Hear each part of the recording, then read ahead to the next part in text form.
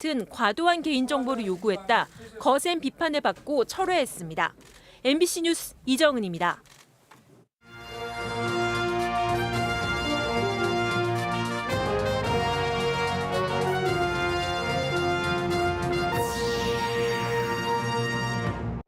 어린이날을 맞아 여야 충북도지사 후보들이 대규모 놀이공원 조성을 공약으로 내놨습니다. 더불어민주당 충주시장 후보로 우건도 전 시장이 선출됐습니다. 현 시장인 국민의힘 조길형 후보와 다시 격돌하게 됐습니다. 서승호 충청북도 행정부지사가 대통령 자치행정비서관으로 낙점됐습니다. 충북 국정과제 추진에 힘을 얻게 됐습니다. 청주시가 공공하수도 요금을 15년간 부당 징수해온 사실이 드러났습니다. 10년치는 환급시효가 지났습니다.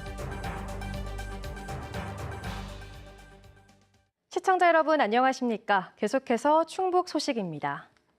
제100회 어린이날을 맞아 여야 충북도지사 후보들은 대규모 놀이공원 조성을 공약으로 내놨습니다. 어린이 무상급식과 육아수당 같은 공약도 나왔습니다. 김대훈 기자가 두 후보의 대표적인 어린이 공약을 비교해봤습니다. 지난 1992년 개장한 청주랜드 놀이시설. 비좁고 종류도 부족하지만 주변에 마땅히 갈 곳이 없다 보니 이번 어린이날에도 북적였습니다. 이곳을 찾은 여야 충북지사 후보들은 모두 대규모 놀이공원 조성을 공약으로 내걸었습니다. 더불어민주당 노영민 후보는 중부권 최대 테마파크 조성을, 국민의힘 김영환 후보는 도내 곳곳에 반려동물 테마파크와 가족 놀이공원 조성을 약속했습니다. 어린이들을 위한 저의 공약은 우리 중부권 최대 테마파크를 조성하겠다는 것입니다. 충북의 어린이들이 마음껏 뛰어놀 수 있는 그런 청주랜드 같은 그런 공간이 더 많이 확충돼야 되겠다. 어린이 무상급식 공약도 잇따랐습니다. 노영민 후보는 초중고 무상급식에 이어 어린이집에도 친환경 무상급식을 약속했고, 김영환 후보는 어린이들에게 간편식 아침급식을 약속했습니다.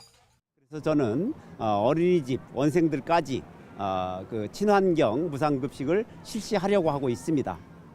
아이들에게 아침 조식을 이제 어린이집이나 또는 이런 데서 아침 조식, 간편한 조식을 제공할 그런 생각으로. 출산장려금 지급 공약도 비슷합니다. 노영민 후보가 모든 신생아에게 5년간 매달 70만 원을 지원하겠다는 공약을 먼저 내놓자 김영환 후보는 출산수당 1,000만 원에 5년간 매달 100만 원을 주겠다는 공약으로 맞받아쳤습니다. 인구가 절벽이 깎인 것처럼 급격히 줄어드는 인구 절벽 현상을 맞이한 충청북도. 후보들이 앞다퉈 내놓은 공약들이 해결책이 될 수 있을지 주목됩니다. MBC 뉴스 김대웅입니다. 거리두기가 해제되고 100회 어린이날을 맞아 다양한 어린이날 대면 행사가 3년 만에 도내 곳곳에서 열렸습니다. 한국교원대 교정에서 열린 어린이날 큰 잔치 행사에서는 어린이와 가족이 몰려 물총 쏘기 등 다양한 체험 행사를 했고, 충청대도 숲 놀이터에서 체험 행사를 열었습니다. 야외 행사는 마스크 착용 의무가 없지만 대부분 마스크를 쓰고 방역 수칙을 잘 지키는 모습이었습니다. 이 밖에 괴산 홍범식 고택과 보은 속리산 국립공원 등에서도 어린이날 행사가 진행됐습니다. 건조한 날씨 속에 산불과 화재가 잇따랐고 순환 사고도 발생했습니다. 오늘 낮 12시 58분쯤 괴산군 사리면의 한 야산에서 불이 나 산림 0.05헥타르를 태우고 헬기 등이 투입돼 진화됐습니다. 앞서 낮 12시 38분쯤에는 충주시 중앙탄면의 한 양계장에서 불이 나 산란개 4만 8천 마리가 폐사했습니다. 소방당국은 헬기와 화학차 등 장비 21대를 투입해 진화했습니다. 이 밖에 제천의 한 계곡에서 40대가 심정지로 숨졌습니다. 경찰은 물에 빠진 아들을 구하는 과정에서 변을 당한 것으로 보고 사고 경위를 조사하고 있습니다. 더불어민주당 충주시장 후보로 우건도 전 시장이 결정됐습니다. 민주당 충주시장 후보자 경선 결선 투표에서 우건도 전 시장은 맹정섭 민주당 전 충주지역위원장을 따돌리고 후보로 선출됐습니다. 두 사람의 득표율은 우건도 53.02%, 맹정섭 46.98%로 6.04%포인트 차가 났습니다. 이로써 우건도 전 시장은 현 시장인 국민의힘 조기령 후보와 다시 대결을 펼치게 됐습니다. 한편 국민의힘 충북도당은 우건도 전 시장은 지난 선거에서 성추행 의혹 인정 합의서를 작성한 장본인이라며 공천을 비판했습니다. 서승우 충청북도 행정부지사가 대통령 자치행정비서관으로 낙점됐습니다. 충청북도에서 지역 현안의 국정과제 반영을 이끈 서승우 비서관이 발탁되면서 충북 지역 국정과제 추진에 힘을 얻게 됐습니다. 서승우 자치행정비서관은 청주 세광고와 서울대 외교학과를 졸업하고 행정고시로 공직에 입문했고 박근혜 정부 대통령 비서실 행정관을 거쳐 충청북도 기획관리실장과 행정부지사를 역임했습니다. 청주시가 공공하수도 요금을 15년간 부당 징수해온 사실이 드러났습니다. 해당 지역 주민들이 문제를 제기하자 5년치만 돌려주겠다고 합니다. 10년치는 환급 시효가 지나 돌려줄 방법이 없답니다. 이렇게 탁상 행정이 빚은 피해가 고스란히 주민들에게 돌아가는 현장을 김은초 기자가 취재했습니다. 청주시 외곽의 한 전원주택 마을. 집집마다 개별 정화조를 설치해 1년에 한 번씩 비우는 방식으로 생활 하수를 처리합니다. 그런데 올 초 이 마을 주민들은 쓰지도 않은 공공하수도 사용료를 15년 동안 납부했다는 사실을 뒤늦게 알게 됐습니다. 하수도는 시설이 되어 있지 않는 상태에서 지금 계속 받아갔으니까 한 달에 거진 2만 원 돈을 내서 15년을 낸 건데. 이렇게 부당하게 징수된 하수도 요금은 한 집당 많게는 160만 원, 이 마을 11가구를 합하면 1,200만 원 가까이 됩니다. 청주시에 환급을 요청했더니 5년치만 돌려줬습니다. 과온합금 소멸시효를 5년으로 정한 조례를 보여주며 10년치 납부료는 돌려줄 근거가 없다는 이유를 댔습니다. 자기들의 실수로 다 이렇게 해놓고 돌려주지 않는다는 거는 너무 억울하지 않냐. 아무리 법이 그렇다 하더라도 구제를 해줘야 되지 않을까. 알고 보니 이런 집이 한둘이 아니었습니다. 쓰지도 않은 하수도 요금이 부과된 경우는 최근 3년간 확인된 집만 72가구, 청주시가 돌려준 환급액은 9,700만 원에 이릅니다. 대부분 시 외곽 지역에서 발생했는데 상수도를 사용하면 공공하수도 사용료까지 한꺼번에 부과했기 때문입니다. 같은 문제가 반복되자 3년 전 국민권익위원회가 실제 공공하수도 사용 여부를 조사해 요금을 징수하라고 권고까지 했는데 청주시는 여전히 손을 놓고 있었습니다. 저희가 일단 나가서 정확한 거는 이제 판단을 해서 이제 그 하수도 사용료 부과 여부를 결정을 하고 바깥에서 안으로 좁혀놓은 걸로 그렇게 조사를 하려고 하거든요. 뒤늦게 공공하수도 사용 현장 실태 조사에 착수한 청주시.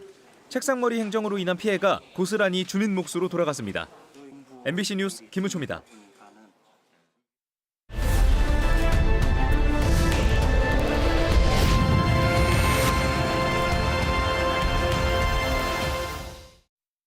저희 MBC 충북은 소중히 보존하고 그 가치를 이어가야 할 우리 지역의 대표적인 근현대 문화유산을 소개하는 영상 뉴스, 미래유산을 찾아서를 준비했습니다. 오늘은 첫 순서로 충북선 철길에 유일하게 남아있는 근대 산업의 상징, 충주역 급수탑을 김병수 영상기자가 UHD 고화질로 담았습니다. 함께 보시죠.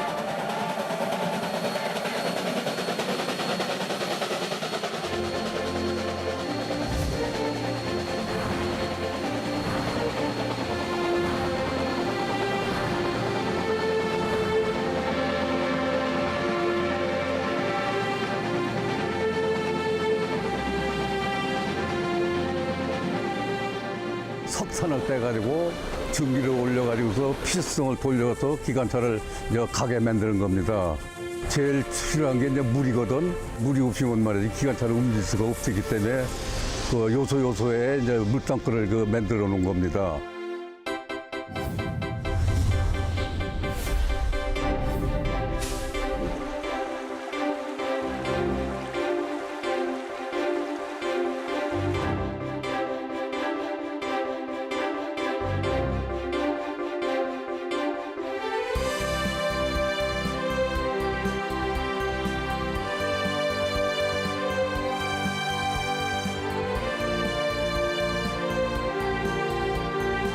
(1920년대만) 해도 콘크리트 타설 기술이라든가 이런 것들이 충분하지 않았어요.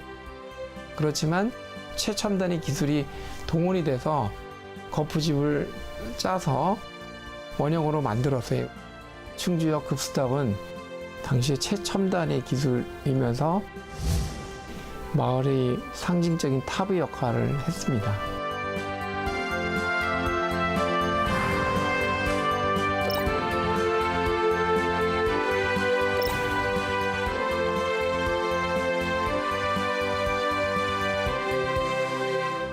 충북선이 복선화되어지면서 철도 역사가 충주시 외곽지대로 이전을 하게 됩니다. 고물상 부지로 사용되어지다 보니까 상당히 어지럽게 그리고 지저분하게 관리가 안 된 상태에서 운영 유지가 되어졌습니다. 2016년도에 소공원으로 조성을 하면서 현재의 모습이 이루어진 거죠.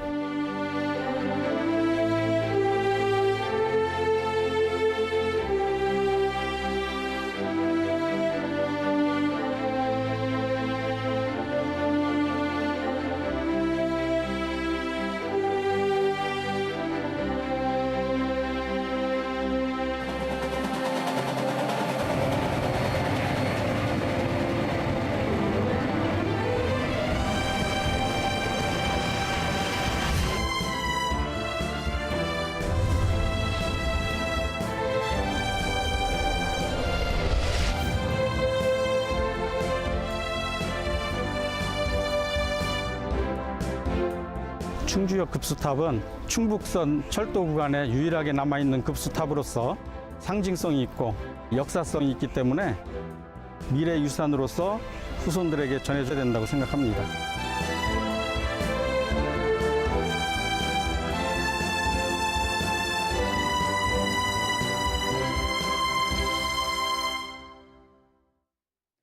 세계 기록유산인 직지가 국제 연구 프로젝트를 통해 재조명됩니다.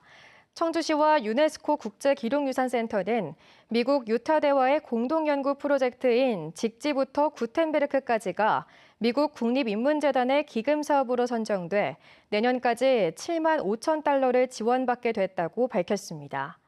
프로젝트에는 미국 의회도서관과 프리스턴대 도서관, 독일 구텐베르크 박물관, 유네스코 사무국 등 25개 기관의 석학 50여 명이 참여해 직지와 구텐베르크 성경으로 대표되는 동서양의 기록 유산에 관한 포괄적인 연구를 진행하게 됩니다. 내년까지 추진되는 1단계 프로젝트 성공 여부에 따라 후속 연구가 진행되는 만큼 청주시는 정부와 협력해 적극 지원할 예정입니다. 충북경제자유구역청이 오송 바이오폴리스 지구 산업용지 분양 계약을 100% 달성했다고 밝혔습니다. 오송 바이오폴리스 지구는 바이오, 제약, 화장품 제조 관련 기업들이 집약적으로 입주할 수 있도록 조성돼 지난 2016년 첫 분양에 들어갔습니다. 일부 기업은 공장을 준공해 가동하고 있습니다. 코로나19 등의 상황으로 일부 기업 착공이 지연되기도 했지만 꾸준한 조기 착공 유도로 올해 1월부터 4월 사이 착공 건수가 31건으로 지난해 같은 기간 25건과 비교해 증가세를 보이고 있습니다. 충북경제자유구역청은 산업용지 분양을 완료함에 따라 앞으로 호텔, 학교, 대형마트, 문화시설 등을 유치해 단순한 산업단지에서 벗어나 국제자유도시로 발전시켜 나가겠다고 밝혔습니다. 충북도민들이 교통법규 위반 행위 가운데 음주운전을 우선 단속 필요 항목으로 가장 많이 꼽았습니다. 충북경찰청이 지난 3월 17일부터 31일까지 도민 1,917명을 대상으로 설문조사를 한 결과 우선 단속 필요 항목으로 가장 많은 22.4%가 음주운전이라고 답했습니다. 그 다음으로는 신호 위반, 불법 주차 위반 순이었습니다. 우선 단속 대상 차종을 묻는 질문에는 이륜차가 48.9%로 가장 많았고 화물차, 택시, 승용차 순으로 답했습니다. 충북 소식 마칩니다. 시청해주신 여러분 고맙습니다. 프로야구